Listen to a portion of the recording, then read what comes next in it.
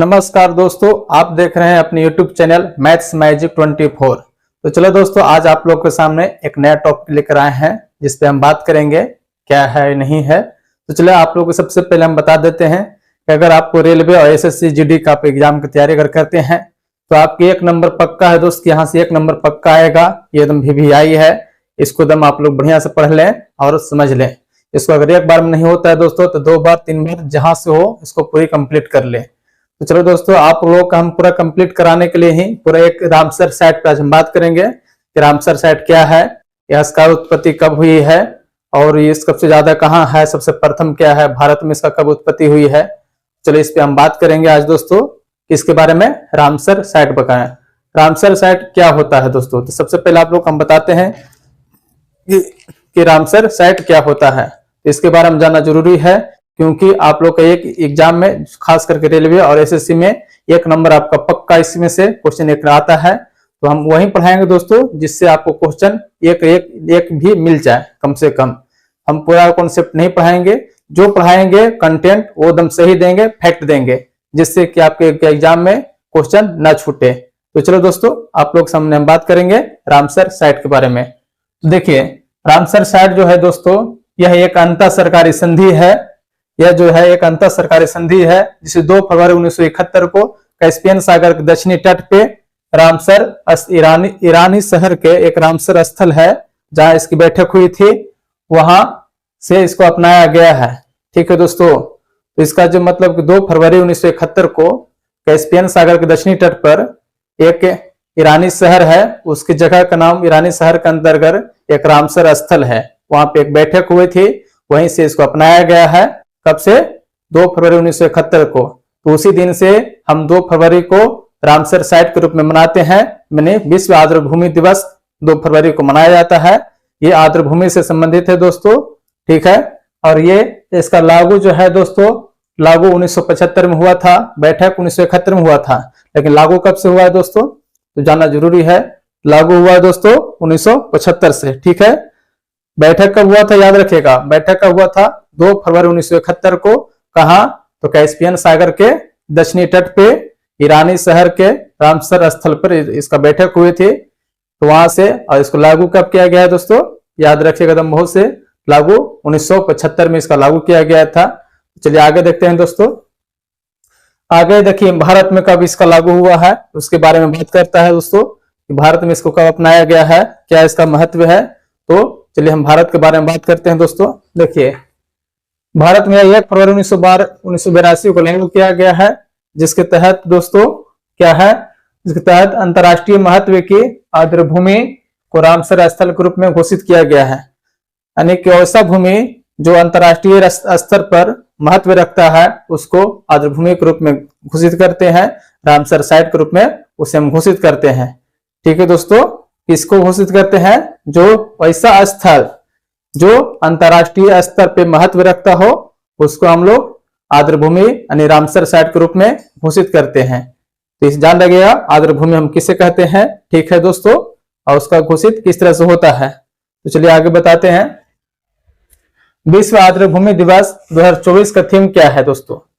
विश्व आर्द्रभूमि दिवस है, उसका 2024 का क्या थीम है, उसका क्या महत्व है, उसके बारे में देखते हैं। देखिए, वेटलैंड्स एवं ह्यूमन वेलबींग। देखिए, वेटलैंड्स एंड ह्यूमन वेलबींग, इसका अर्थ होता है दोस्तों कि मानव जीवन में आर्द्रभूमि का क्या महत्व है उसके बारे में हमको सिखाता है। हमारे जीवन में आर्द्रभूमि का क्या आपको मतलब कि क्या रेखांकित चित्र होता है, क्या उसकी भूमिका होता है दोस्तों, उसी के बारे में हमको ये बताता है। तो ये उसीलिए आज 2024 का जो थीम है वो याद कर लीजिएगा खास करके। तो यहाँ पे आपको तो खैर दिखेगा नहीं दोस्तों, आप लोग हम लिखवा देते हैं तो बढ़िया से याद कर लीजिएगा। वेटलैंड्स, वेटलैंड्स मीन्स होता है आर्द्रभूमि, ठीक है। ह्यूमन मीन्स मानव, और वेलबींग मीन्स उसका क्या महत्व है, क्या अर्थ है। तो ये चीज याद रखिएगा, यानी वेटलैंड्स एंड ह्यूमन वेलबींग यानी कि आर्द्रभूमि का हमारे जीवन पे, मनुष्य के जीवन पे क्या महत्व है उसी के बारे में इसका थीम रखा गया है 2024 का। तो ये आपको करंट का भी हो गया, तो इसको आप याद रखिएगा 2024 का थीम क्या है, ये क्वेश्चन पूछा जाता है दोस्तों, ठीक है। अब चलिए आगे बात करते हैं। आगे इसका उपयोग देखिए, वेटलैंड्स जो होता है, आर्द्रभूमि जो होता है, इसका उपयोग हम किस किस चीज में करते हैं इस पे हम बात करेंगे। तो इसका उपयोग जो होता है दोस्तों, इसका जो उपयोग है वेटलैंड्स डे का उपयोग हम लोग सबसे पहले करते हैं मछली पालन में। एक मछली होता है जिसको हम लोग बामी कहते हैं, वो अभी बहुत महंगा बिकता है दोस्तों। बामी एक सांप के आकार का होता है मछली, सांप जैसा ही मोटा होता है, उसका मुंह भी थोड़ा सा पतला होता है। हम लोग तो एक बार हम आज क्या बताएं, मात्र 10 दिन के पहले की बात है, हम ड्यूटी कर रहे थे। कहाँ? तो ड्यूटी हम कर रहे थे अभी आप लोग को हम बक्सर के पहले थोड़ा सा है गहमर एक स्थान है, गहमर, वहां सबसे ज्यादा आर्मी गहमर में ही पाया जाता है दोस्तों। आप नेट पे यूट्यूब पे सर्च करके या आप गूगल पे भी सर्च करके दे सकते हैं। तो सबसे ज्यादा भारत का आर्मी गहमर ही पाया जाता है। वहीं पे हम काम कर रहे थे अपना मशीन से। तो जब हम काम कर रहे थे तो बगल में लोग मछली पकड़ रहे थे।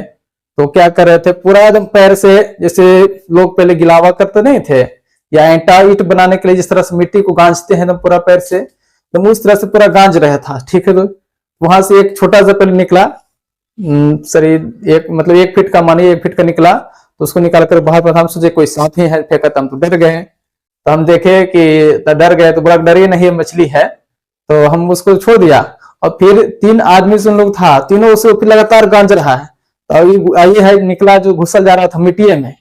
तो हम बोल रहे हैं कि मिट्टी में तो घुसल जा रहा है, घुसल जा रहा है। तो अच्छा घुसने दीजिए, पकड़ते हैं उसको।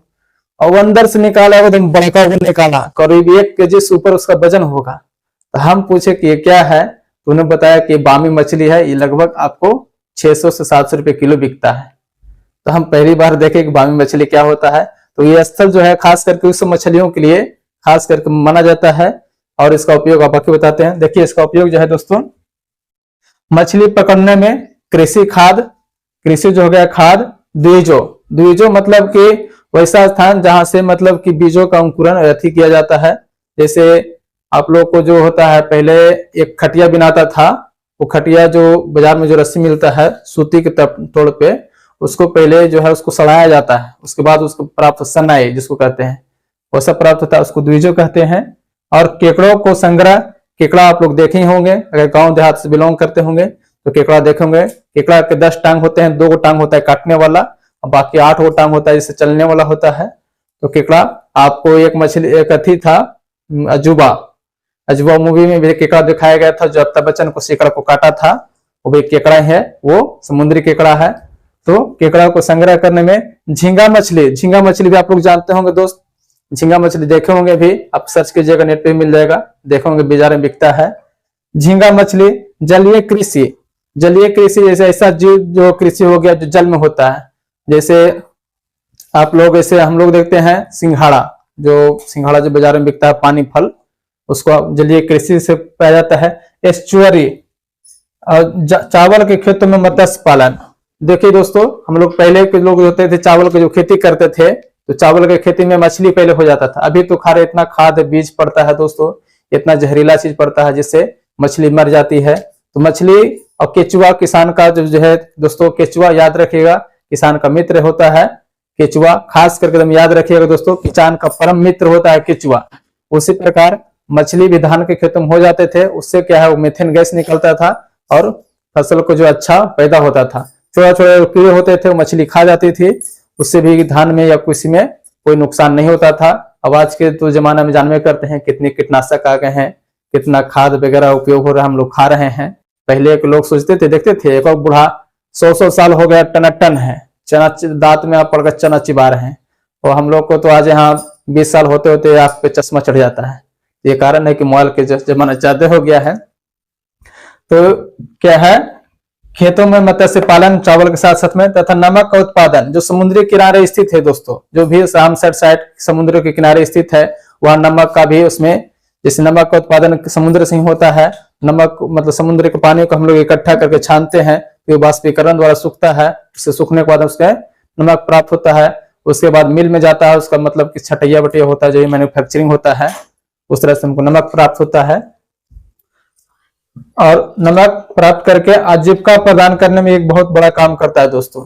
जो नमक होता है, खास करके महिला कामगार, इस नमक जो होता है इससे पैर से देखिएगा, जो नमक मतलब कि हम तो गुजरात गए थे तो वहां देखे थे नमक का उत्पादन कैसे होता है।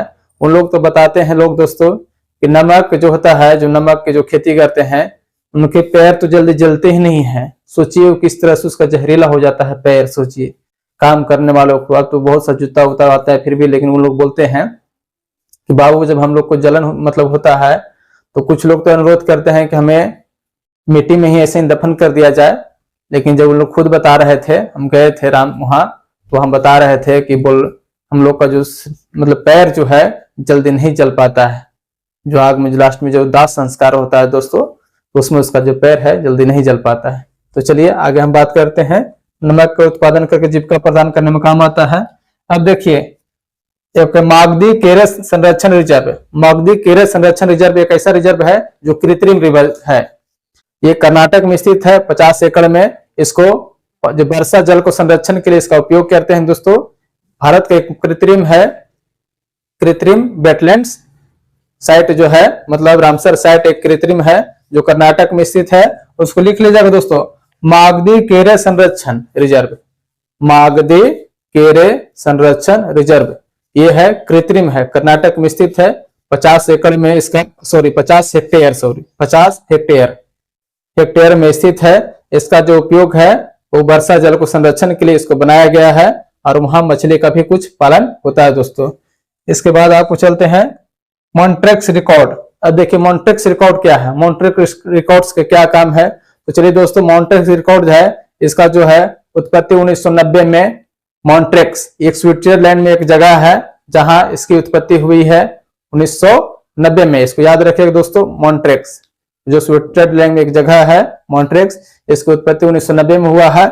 इसका अब इसे अपनाया गया। इसका काम दोस्तों क्या है, इसका काम यही है कि वो एक स्थल को पहचान करता है और उसको पहचान करके उसका नाम देता है रामसर साइट के रूप में, आर्द्रभूमि के रूप में उसका नाम देना उसी का काम है। ठीक है दोस्तों, जिस तरह हम लोग कैसे पहचानते हैं कि ये नहीं भैंस है ये गाय है, उसी तरह से उसका काम वही है। कोई स्थल को पहचान करता है, पहचान करने के बाद उसको देखता है कि नहीं ये विश्व स्तर पे या राष्ट्रीय या अंतर्राष्ट्रीय स्तर पर ये महत्व देने योग्य है कि नहीं है। अगर महत्व देने योग्य है तो उसका हम लोग रामसर साइट में वो घोषित किया जाता है और उसे विश्व स्तर पर उसको नाम जोड़ा जाता है दोस्तों। उसके बाद देखिए आपको क्या है, भारत में इसकी संख्या। तो दोस्तों भारत में इसकी वर्तमान संख्या 80 है। इसके पहले 75 थी, 5 बढ़कर 80 हो गया दोस्तों। ठीक है, और सबसे ज्यादा कहाँ स्थित है ये बता देते हैं, ये याद रखिएगा। अभी सबसे ज्यादा वर्तमान में सबसे ज्यादा कहाँ है, तो सबसे ज्यादा तमिलनाडु में है दोस्तों। तमिलनाडु में इसकी संख्या 16 है और उसके बाद यूपी में 10, फिर पंजाब और उड़ीसा। पंजाब और उड़ीसा में 6-6 है। तो ये 3 वो याद रखिएगा। सबसे ज्यादा कहाँ है, पहला स्थान पे तमिलनाडु है। वो हम भारत में दोस्तों, भारत में हम बात कर रहे हैं, विश्व में नहीं बात कर रहे हैं। भारत में सबसे ज्यादा तमिलनाडु में है और वहां रामसर साइटों की संख्या कितनी है, 16 है। और उसके बाद यूपी में 10, उड़ीसा में और पंजाब में 6-6 है। ठीक है दोस्तों, ये चीज नोट कर लीजिएगा दम कॉपी कलम में। इससे आप रेलवे में या फिर आप SSCD में 1 नंबर आपको पक्का आएगा। ठीक है, उसके बाद देखिए सबसे बड़ा दोस्तों है क्या भारत में, Sundarban delta. Sundarban delta Ramsar site में सबसे बड़ा है दोस्तों। इसका उपयोग बहुत पहले ही किया गया था। तो सबसे बड़ा जो पूछेगा कि सबसे बड़ा कहाँ है दोस्तों, तो वो है सुंदरबन डेल्टा। और सबसे छोटा दोस्तों बेम्बनूर आर्द्रभूमि है, कॉम्प्लेक्स है, ये तमिलनाडु में स्थित है। इसको लिख लीजिएगा, बेम्बनूर आर्द्रभूमि कॉम्प्लेक्स। और देखिए सुंदरबन डेल्टा है जो पश्चिम बंगाल में है, आप लोग जानते ही होंगे। सुंदरबन डेल्टा कहाँ है, पश्चिम बंगाल में। ये गंगा और ब्रह्मपुत्रा नदी का डेल्टा क्षेत्र है जिसे हम लोग जानते हैं। इसको हम लोग मैनग्रोव के नाम से जानते हैं सुंदरबन डेल्टा के। तो सबसे बड़ा डेल्टा जो है भारत का वो भी गंगा ब्रह्मपुत्रा के संगम पे है। संगम नहीं, मतलब कि जो मुहाना पे पश्चिम बंगाल में है, इसको हम लोग जानते हैं। इसे नोट कर लीजिएगा, इसे एकदम इंपॉर्टेंट क्वेश्चन है जिससे हम लोग को आगे बढ़ने के लिए एक कड़ी मिलता है, क्या है नहीं है। जैसे कोई चीज जानने के लिए हम लोग पहले जोड़ जानते हैं, उसके बाद हम लोग घटाव जानते हैं, तो उसी तरह से बढ़ने के लिए एक कड़ी है। तो इसको लिख लीजिए, कौन सा, बेम्बनूर आर्द्रभूमि कॉम्प्लेक्स तमिलनाडु सबसे छोटा। सबसे बड़ा आपको है क्या, सुंदरबन डेल्टा पश्चिम बंगाल। ठीक है दोस्तों, उसके बाद हम बात करते हैं पहला। भारत में पहला जो है दोस्तों वो सबसे पहला चिल्का झील है, ये उड़ीसा में स्थित है चिल्का झील। सबसे 1981 में इसको शामिल किया गया था। इसको लिख लीजिए आप आराम से, चिल्का झील 1981। ठीक है दोस्तों। और इसके साथ में क्या है, केवलादेन राष्ट्रीय पार्क, ये कहाँ स्थित है, ये राजस्थान। ये दोनों भारत में पहला है, 1981 में इसको शामिल किया गया था।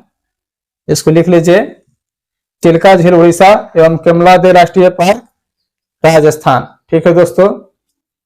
और इसका दम याद रखिएगा कब मनाया जाता है, 2 फरवरी को। अभी सबसे ज्यादा कहाँ है, तमिलनाडु में 16, और सबसे कम पूछेगा दोस्तों, सबसे कम में बहुत से राज्य है, एक है जहां बहुत से हैं, तो उसको आप लोग नहीं कर सकते हैं। और उसके बाद आपको बताते हैं, इसके पहले कितने थे दोस्तों, 75, अभी बढ़कर कर कितना हो गया है, 80। ठीक है। इसका लागू दोस्तों याद रखिएगा, इसका लागू 1975 में हुआ है, ये सब याद रखिएगा। इसका एक हम देखिए दोस्तों, आप लोग हमेशा हम बोल रहे हैं कि हम एक टॉपिक से बात करेंगे, ऐसा नहीं कि भारत का मतलब गिजबिज नहीं, लोग कंफ्यूज हो जाते हैं, लोग सही से नोट भी नहीं बना पाते हैं। तो हम एक ऐसा टॉपिक देंगे जिसको आप एक कॉपी में नोट बनाइए और उसको पढ़िए, आपका एकदम सफलता की ओर एकदम आप बढ़िएगा दोस्तों। अगर सफलता की ओर बढ़ना है तो हमारे चैनल को सब्सक्राइब करें और बेल बटन को दबाएं और ज्यादा से ज्यादा इसे शेयर करें दोस्तों। आपको सफलता हमारी शान है दोस्तों। आपकी जब तक आपको हम वर्दी नहीं पहनाएंगे, जब तक आपको हम नहीं देंगे, जब तक हमारी शान नहीं बढ़ेगा। जब आप एक नौकरी जॉब लीजिएगा तभी ना हमारा शान बढ़ेगा। जिस तरह से एक माता पिता को फक्र होता है अपने बेटे पे कि बेटा मेरा नौकरी करता है, उस तरह से अपने गुरु का भी एक फक्र होता है अपने चेला पे कि नहीं मेरा पढ़ाया हुआ चेला आज जॉब कर रहा है। तो दोस्तों आप हमें जितना से जितना शेयर करें, हम कोशिश करेंगे कि आपका नौकरी आपका हक है उसे हम दिला कर रहें। धन्यवाद दोस्तों।